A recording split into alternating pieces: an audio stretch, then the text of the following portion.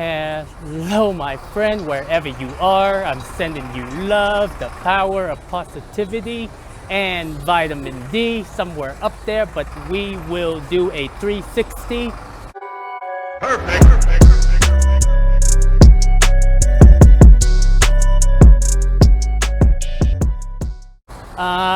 Welcome to the Gazillionaires Club. Yesterday I went out yesterday, but I didn't bring my headphones, so I couldn't record a video. But I think the last video that I made was at the Italian coffee company, and here we are again. It's a perfect time to talk about Bitcoin because right now the time is crucial. There's a spider, but June 18th of 2022, and in the previous video, even though why I believe that Monero is going to come into the picture, however, I talk a lot about Bitcoin and the devalue of the purchasing dollar, and the reason why Bitcoin was created. Simply people that study or understand the monetary system, the quantitative, even the fiscal policy, is idiotic not to hold an asset that is that we can count on the supply that's never gonna increase or decrease, and we understand where all the transactions are happening in real time. We don't know who, but all of the wallet addresses, we can see the amount of Bitcoin that's being held in that account.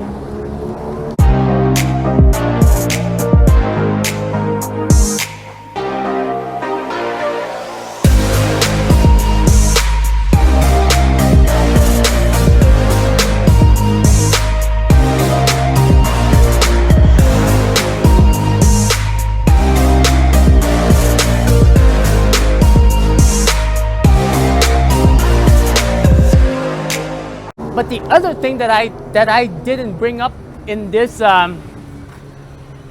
in the Bitcoin story, if you can call it story, simply, or is the adoption of Bitcoin in other countries, such as India, Vietnam, and a lot more other countries that should be adopting Bitcoin, especially the countries that are high in inflation rate. In America, we're complaining 8%, but it's actually more than that. Okay, it's probably around anywhere from 15 to 18. Can you imagine countries that are going into inflation at the rate of 100%, 200%? And the perfect analogy that Michael Saylor used, it's like when you hold on to the dollar, it's like holding a melting ice cube, right? And that's exactly what's happening. We don't see it in America, but definitely in other countries, like these people, they have nowhere to park their money except, precious metals and Bitcoin. And the other thing is, it's about banking the unbanked. Meaning that, in some country you need money for you to have a bank account. Like, not everyone is fortunate enough like us in the US where we are able to to have a banking account and transact. They're like, we're talking about like 70 to 80% of the world are in poverty. That is really, really messed up. And that's another thing why Bitcoin should be the main drive for adoption and not Monero. Monero are for the more fortunate folks, okay? We're talking about millionaires and billionaires. But Bitcoin is for the everyday person, for the little guy, right? And that is why I feel like Bitcoin is gonna be the main store of value rather than Monero. Now, there are people out there that are for Monero. I'm for Monero, but the amount that I'm investing in, it's small compared to Bitcoin. Bitcoin is still king. So that is the one thing that I want to bring up. And another thing that I want to mention, my friend, is that this whole mentality of buying the dip, right? Buying the dip. We keep on buying the dip. Now, when you listen to people that are telling you to buy the dip and hodl, it works. But you have to understand your financial situation. And what I mean by that, when people that are hardcore believer in Bitcoin, which we all should, they hodl because they have other sources of income that are coming in. Most of the people that get into crypto, they want to make that fast money. They want to make that fast cash. So when the crypto market, goes down, people tend to panic, and you sell and you lose money and you lose hope in Bitcoin. And people tend to forget why Bitcoin was created. And then there are people out there that are making so much money, except they're not making money in Bitcoin. They're making money in altcoin. And when the market crashes, they're running to Bitcoin. And some of them tend to lose hope as well. So sad. So sad. Now, when I say understand your financial situation, meaning that when we look at the macro economy, right? All of the OGs like Robert Kiyosaki, Max Kaiser, Lynette Zhang, Gerald Salante, Dr. Ron Paul, all of these people are prepping for the end time, meaning that, because they've been through it, they understand that community is important, resources are important, and the end of the dollar is here. The people that are advising buying the dip is great during the bull market, but you got to understand that Bitcoin and cryptocurrencies are still value in US dollar. And when that dollar collapses, what happened? Even though one Bitcoin is one Bitcoin, but when that dollar collapses, it's gonna hit at a low price before it can be re-evaluated. And at that point, who knows? The next sound system is gonna be, because whoever hold whichever is going to be the world reserve currency, everything is gonna base upon that. And the reason why I feel like because a lot of the people in crypto are gamers, right? They've never lived through the end time. Including myself, but we learn about it and we understand it, but we have not lived through it. And the people that live through it, they understand, they see exactly what's coming and why they are prepping for natural resources. And and for the youngsters like us, we keep saying, buy the dip, buy the dip, buy the dip. People are gonna go broke. People are, because I feel like it's gonna go lower. And I think even with when we look at manufacturers, when we look at goods and services, they're not there. Like, especially in America, everything is being we have the energy crisis, we have food shortages crisis, we have currency economy crisis, and even if Bitcoin or gold or silver go up and we have no goods and services, what good does that do, right? Don't be a dumb bitch. And the other thing is, when we look at like everything that we are seeing, my friend, the end time of the economy or the end of the dollar is not a coincidence, because we can see that the purchasing power of the dollar been decreasing ever since the Fed started. And then when we look at the last 50 years, like policies that are driven manufacturers out of the US into China, in my opinion, it was planned from the very beginning that China is going to take over once the dollar collapses. And that's exactly what we're seeing. As much as we don't like to admit it, it's happening. You can see it. And we keep fighting between US and China, but behind closed door, it's still going to be run by the same people if we are not conscious about the choice that we are making right now. And so, that's my whole story with the money, Bitcoin, and like how when we listen to people in crypto, we have to listen to all of the older people, the older generations. They've been through it, they lived through it, and they know what's going on. It's a good time to prepare yourself. Other than crypto,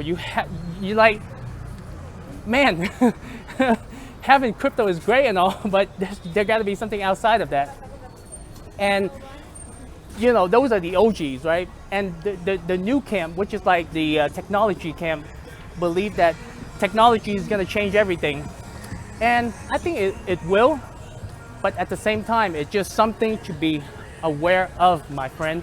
Okay? And when you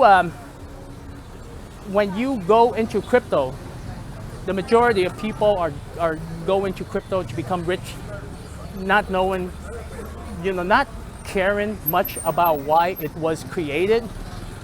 And when we understand why it was created, it's actually more important than just making money. Even though making money is just as important, I'm trying to find my way around.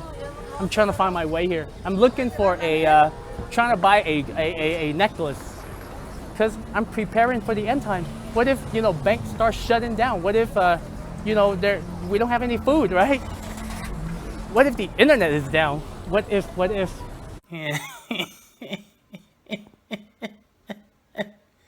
Dumb bitch. But it's all if. So my friend, depending on your financial situation, you have to plan it out right. I hodl, and I worked for close to 4 or 5 years trying to pay off the debt. It worked out, but I also advise you is that,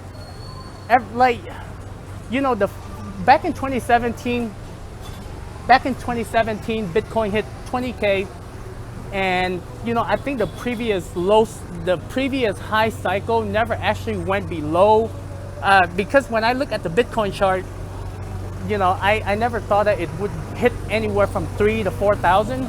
But apparently, I read a post on Twitter. I don't have a Twitter account. I just go on there to look at some posts. But apparently, back in 2013, like Bitcoin did, went lower than the previous cycle, all-time high. So in Bitcoin, it's very predictable. My suggestion is that when you buy Bitcoin, make sure you own it